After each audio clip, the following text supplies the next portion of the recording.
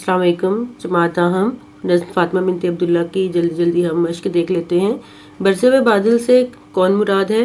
बरसे हुए बादल से मुराद उम्मत मुसलमा है कि जिसका जज्बा अमल बरसे हुए बादल की तरह सर्द पड़ चुका है।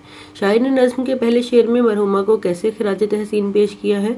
शायर ने शेर में फ़ातिमा बिनत अब्दुल्ला को बेहतरीन अंदाज में खराज तहसीन पेश किया है और कहा है कि फ़ातिमा तो उम्मत के लिए आबरू और इज़्ज़त है, क्योंकि तेरा ख़मीर जिस मिट्टी से बना है उसका ज़रा ज़रा मासूम और पाक है। अगला सवाल है, फ़ातिमा को राख में दबी हुई चिंगारी क्यों कहा गया है?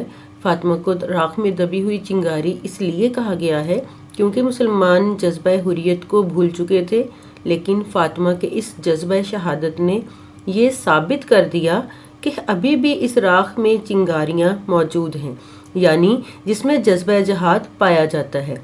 नस्म में ताज़ा अंजुम के ज़हूर का मफ़हूम वाज़िया करें। ताज़ा अंजुम के ज़हूर से मुराद नए सितारों का ज़ाहिर होना है। इससे मुराद है कि मिलत इस्लामिया में शाऊर और आगाही पैदा हो रही है और ये कौम दोबारा तरक्की और उरूज की मिसालें रकम करेगी। आँख की शबनम अफशानी से क्या मुराद है?